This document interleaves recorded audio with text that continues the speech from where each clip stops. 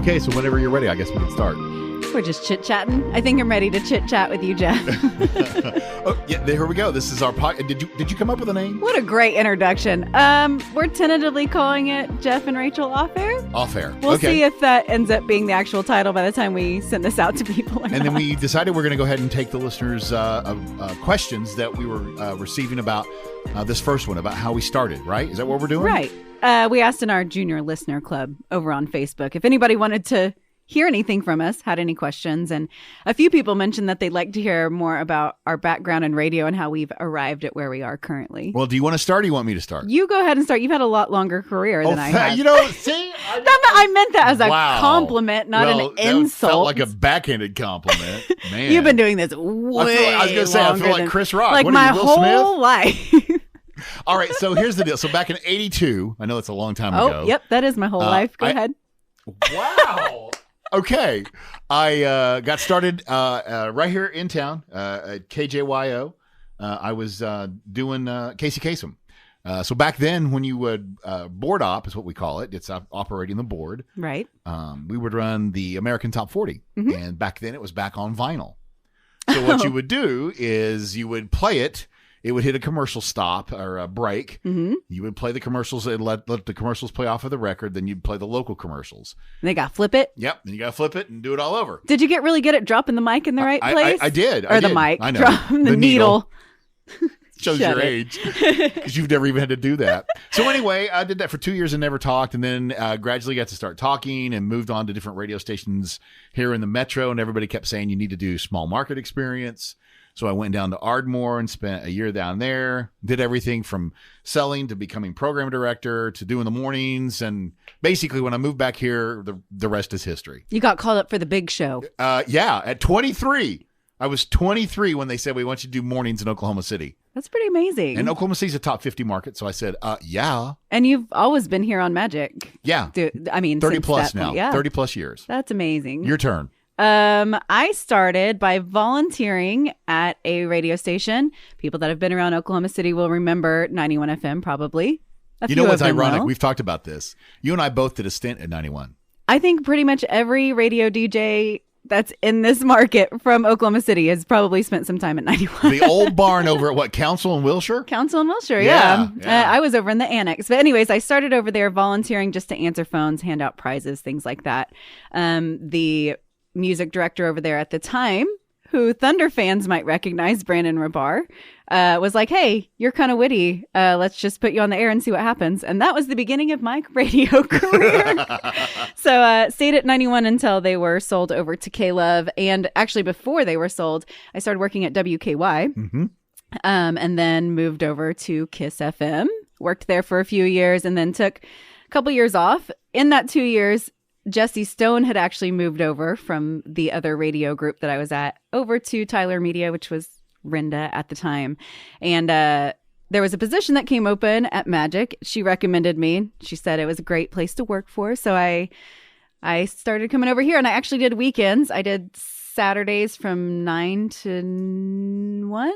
I did this for years, and I can't remember what the shift was. I think that's right, because there were times when I would have a remote with you, and you would be like the first hour and then the rest of the so maybe it was 9 to 2, 9 to 3, something like that. Anyways, I spent over a decade here doing Saturdays. So I'm not new to Magic, nor am I new to Jeff. We get a lot of comments like, oh, you guys have such great chemistry. Like I just strolled in here from off the street. You and I have worked together. We figured out, 12, 13 years? Yeah, doing things like we went out every week and did teacher feature, things like that. So we didn't just meet. No, and that probably comes across because we're able to pick on each other pretty, easily. In fact, that's one of the ways I convinced you to join me. I said, look, just do what you do to me, whether we're in the office, the van, whatever and you're like, I don't know. Yeah, because you were like, I was like, I'm not a morning show I'm not like bubbly. I'm not a morning person. I walk in here every day like a zombie. I don't wake up ready to go naturally. So I was like, I don't know about this. And you're like, you just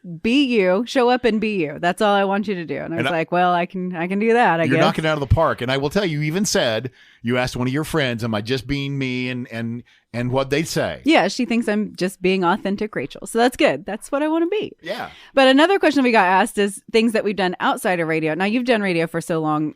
But you've had other jobs. What are some of the other jobs that you've had? Well, yeah. I mean, so obviously this led into the TV thing that I got to do. So everybody kind of knows about that. But prior to radio, I actually was in construction, believe it or not. I was working for a framing company. We framed a lot of homes here in the metro for Jesse Chambers. He's one of the builders, and Doug Poff, another one of the builders. So it used to be my thing was on weekends, especially when I was dating, I would, take a date and say, I built that house. I built that house. Check it out. Right, yeah. I'll build you a house, baby. So, yeah, I mean, it was one of those deals where it's a great job. I still to this day miss it.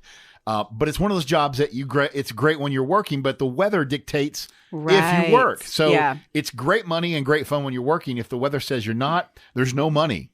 So that was one of the reasons that radio was more appealing, because it was indoors. Of course. And it was consistent. And it's we got to be honest, a little less labor intensive. Right?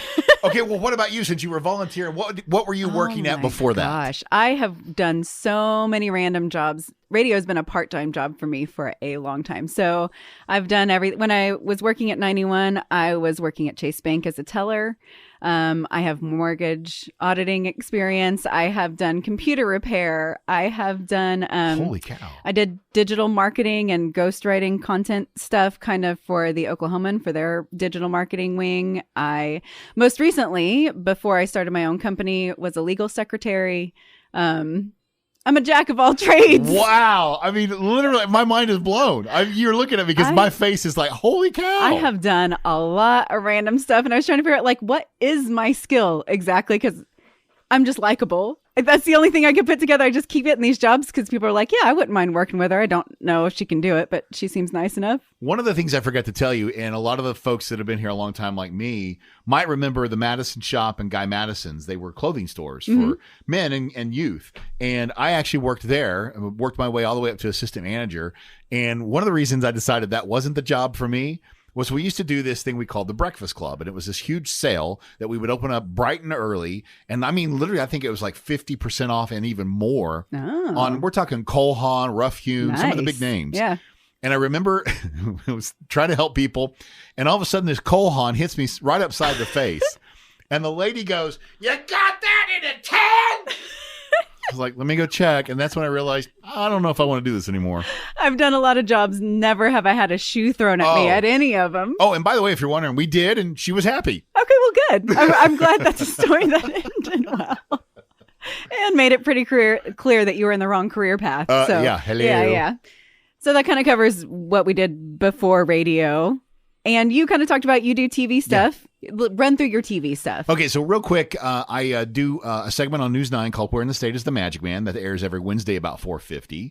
I also do Tabloid Truth or Trash, which you've joined me on a couple of those. And you're also my partner on Where in the State is the Magic Man. Right. We're traveling around checking stuff out. And you're finding cool stuff in the state. Yeah. And just recently, I was asked to come back to Discover Oklahoma. So I have quite a bit of TV stuff going on. Yes, you do. Some would call you a TV star. Yeah, no, Jeff. I wouldn't. Trust me.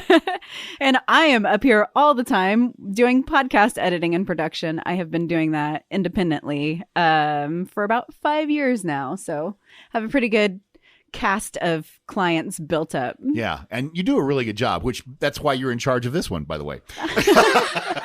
News to me, but all right, Jeff, if you say so. What do we talk about, too, just in case people are wondering, because this is almost like an audio biography I guess it's a getting to know you. Yeah. Yes. Everybody that's listening knows you're a huge Thunder fan. Mm-hmm.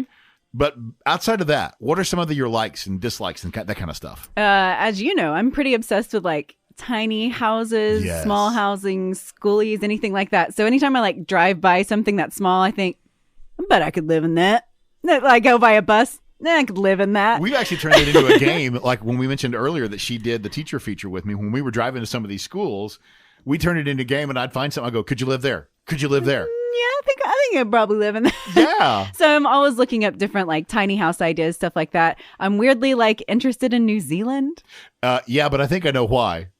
Oh, it dates back further than Stephen Adams. It's more than Stephen Adams? It is okay. more than Stephen Adams. All right. It actually started with Fly the Conchords, which I don't know if you've heard of Fly the Conchords, but they're a comedy duo that had a television show, also released some albums. I became obsessed with them and 2008. I have tour posters from them. Okay, yeah, that is obsessed. All over the place. Because there's a whole listening people right now going, I have no idea what she's talking about. Well, they need to check out Fly the Conchords. You will laugh, I think. I feel pretty confident saying that. Anything else? I'm a pretty involved aunt is what takes up a lot of my time. You're an amazing aunt. Why, thank you. My niece is amazing, so that makes it pretty easy. But being an aunt isn't a thing that I ever considered like, oh, that'll be cool to be an aunt someday. It just kind of happened, and it's the coolest. Yeah.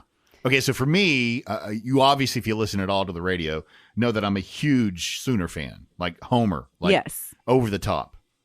But see, beyond that, I love to water ski and fish. And I know that fish is not a thing that you are into. I have a weird fish phobia, especially catfish with their nasty little whiskers. Ugh. So we're still trying to work on a Where in the State is the Magic Man fishing tour so she can do that. You're just going to watch me cringe the whole episode. And you love to give me a hard time, too. I really am into my PS4. Actually, it's a PS5 and gaming. Yes. And you love to pick on me about that. I do. I saw a headline today that was like, man brings a PlayStation to delivery room while wife is in labor or something. That's I was like, brilliant idea. Jeff, was this you? Listen, I can totally play and say, breathe, and then play some more. We're going to be here a while, honey. Yeah, exactly. So, okay, this is our first podcast ever. We're probably around the 10-minute mark right now. Should we continue? What do you want to do here? Do you have anything else interesting to say? I don't know if I have anything else interesting, but I think this might be kind of fun for a starter and then maybe get some response. Of course. So one of the ways they can respond, obviously, is the JNR Listener Club on Facebook. Right. What about our hotline? Could they actually text us and give us ideas or even leave a message that they liked it or hated it or whatever? Yeah, you can text or call. The number is 405-320-9799. Of course, I'll put that in the show notes for everybody, so I don't have to remember that. Yeah. But what's really cool is they could also maybe ask us questions for future podcasts or something. Give us an idea. Right. If you're listening to this, we're going to give you some sort of priority over people who aren't listening to this. So if there's anything you want from us, say, now's the time to ask. Yeah. It's like, you want a pony? Now's the time to ask. Time to butter up mom and dad. This is when you actually have us over a barrel, okay? You're an early listener. We super appreciate, truly. Honestly. We appreciate people listening. We get in here and we act goofy in the morning by ourselves, and we don't know how it's translating. And it makes us so happy to hear from people that say, hey, you really made me laugh this morning. We really enjoy the show. Yeah. I mean, we have joked to that. It's really good for our soul, and we hope you guys get the laugh out of it that we do, and it's good for your soul, too. Yeah, that's our goal. All right. See ya. Bye. Bye.